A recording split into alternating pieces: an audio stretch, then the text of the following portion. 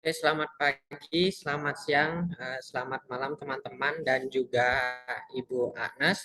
Di sini kami dari kelompok satu ada saya Bernardinus Bagus, kemudian ada juga Paulus, Dimas, Vin dan juga Erika serta Rizva ingin membahas mengenai infografis yang telah kami buat berkaitan dengan IPC. Pertama-tama kami akan mencoba menjelaskan terkait histori atau sejarah dari kurikulum IPC itu sendiri. IPC dibangun atau dibuat pada tahun 1990-an yang dilatar belakangi banyaknya pegawai Shell Oil yang pada masa itu berlatar belakang berbeda-beda atau berasal dari daerah yang berbeda-beda. Maka dari itu suatu organisasi edukator ingin membuat suatu kerangka kurikulum yang mana mampu menyatukan perbedaan dari anak-anak pegawai Shell Oil tersebut. Kemudian adapun mereka membuat kurikulum ini dengan tujuan membentuk dan mengakomodasi anak-anak yang berbeda-berbeda latar belakang tersebut agar mereka dapat bersatu menciptakan suatu eh, pendidikan yang baru seperti itu. Kemudian selanjutnya akan dijelaskan oleh teman saya.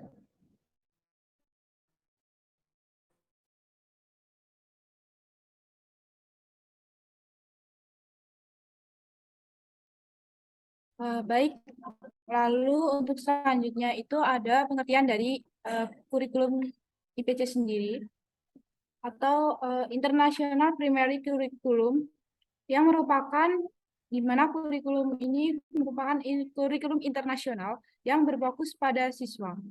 Nah, pembelajarannya siswa diajari secara komprehensif, tematik, dan juga kreatif. IPC berfokus pada pembelajaran akademik, personal, dan juga internasional untuk menyiapkan siswa menghadapi dunia globalnya. Lalu untuk pendekatan IPC sendiri itu tidak menekankan pada keunggulan dan kemandirian siswa dalam belajar di bidang akademik, melainkan juga di bidang karakter. Lalu selanjutnya akan dijelaskan oleh teman saya.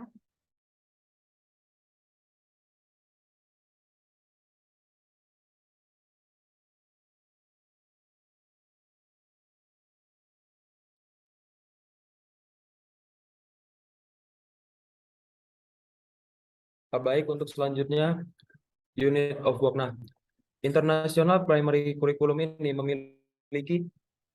pada dasarnya memiliki unit of work atau unit kerjanya dia. Nah, berdasarkan paparan pemetaannya terdapat 6 tahapan daripada unit of work ini. Nah, unit of work ini memiliki lebih dari 130 unit. Nah, pengembangannya itu disesuaikan dengan tema anak dan menawarkan kerangka pada pengajaran maupun pembelajaran yang terinci. Lalu untuk tahapan yang pertama itu learning targets. Nah, selanjutnya akan dijelaskan oleh teman saya. Nah, dalam IPC sendiri terdapat learning target. Terdapat 3 learning target, yaitu subject goals, international goals, dan personal learning goals. Di dalam subject goals sendiri, pengertiannya yaitu membantu siswa mengembangkan kemampuan mengenai teks dan dunia internasional. Nah, di dalam subject goals ini terdapat learning targetnya, yaitu ada knowledge, skill, dan understanding.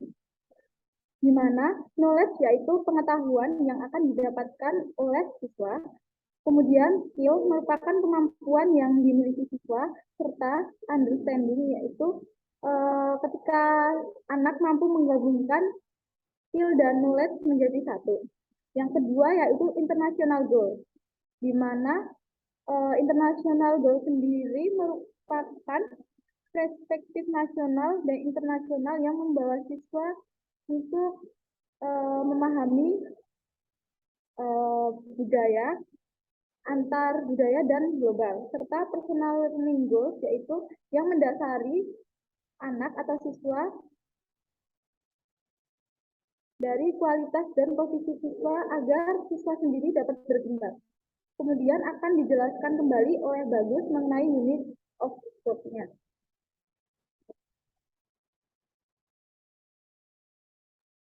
Nah, selanjutnya yaitu entry point. Nah, pada kegiatan ini termasuk ke dalam langkah awal suatu unit of work. Nah, yang memberikan pengantar menarik untuk masuk ke dalam suatu tema. Entry point menghadirkan kegiatan umum, seperti misalnya melihat kebun, guru berpakaian dengan kostum, dan sebagainya. Yang mana dari hal ini memberikan pengalaman yang baik bagi anak untuk mendapatkan gambaran daripada unit of work. Dan selanjutnya, pemetaan daripada knowledge harvest. Knowledge harvest merupakan kegiatan pembelajaran awal suatu unit of work. Dan tujuannya yaitu memberikan kesempatan kepada anak untuk membagikan dan memajang pengetahuan yang telah dimiliki. Lalu, yang kedua, knowledge harvest dapat dilakukan melalui berbagai macam kegiatan, seperti membuat mind map, berdiskusi dan berkolaborasi, dan banyak kegiatan lainnya. Lalu yang ketiga, hasil knowledge harvest ini meminta anak untuk membuat mind map. Nah, dengan bisa digunakan daripada itu anak dapat mencari dan mencermati perkembangan belajar selama unit of work itu berlangsung. Dan juga knowledge harvest ini dapat menjadi pengukuran awal atau pre-assessment dan membantu guru maupun anak dalam mengamati perkembangan belajarnya. Selanjutnya akan dijelaskan oleh teman saya.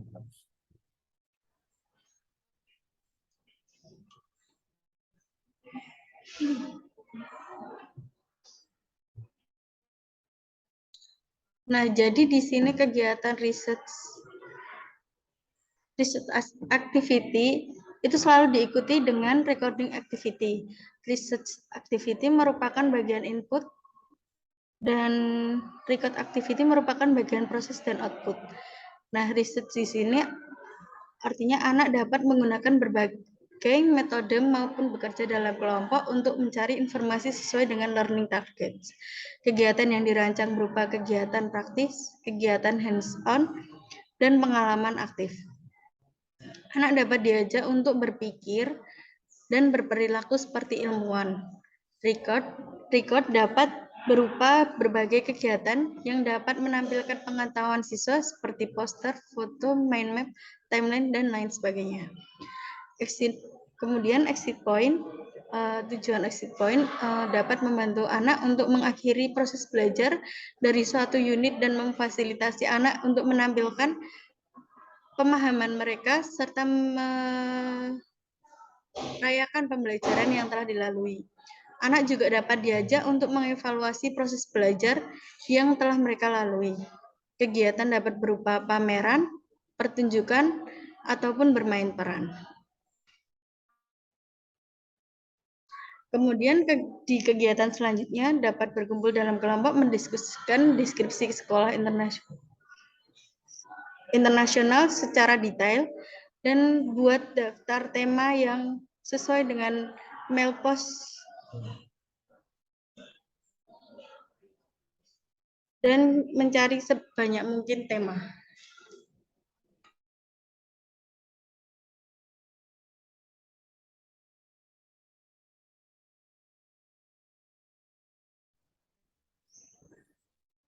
Baik, selanjutnya saya akan jelaskan mengenai keunggulan IPC sendiri.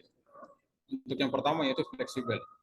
Fleksibel artinya mudah dan cepat untuk menyesuaikan dengan kurikulum nasional.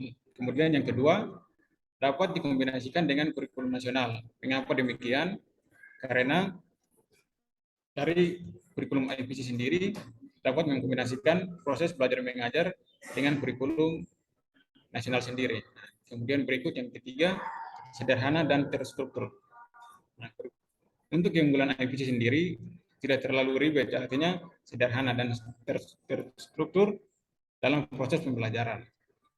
Kemudian untuk yang keempat, siswa dapat mempunyai kompetensi global. Nah, artinya bahwa kompetensi global di sini siswa berkesempatan untuk dapat mengetahui atau mempunyai pengetahuan tentang dunia internasional. Seperti contoh, pengetahuan teknologi dan informasi dalam proses pembelajaran baik dalam kurikulum nasional maupun internasional.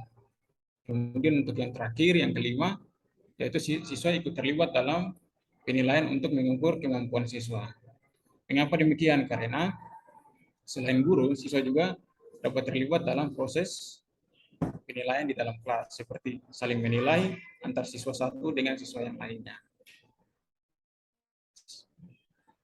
Oke, Ibu dan teman-teman, demikian apa yang dapat kami sampaikan mengenai infografis mengenai IPC yang dapat kelompok kami buat. Kurang lebihnya kami mohon maaf, dan segala kritik dan saran kami terima untuk meningkatkan hasil infografis atau materi selanjutnya. Terima kasih.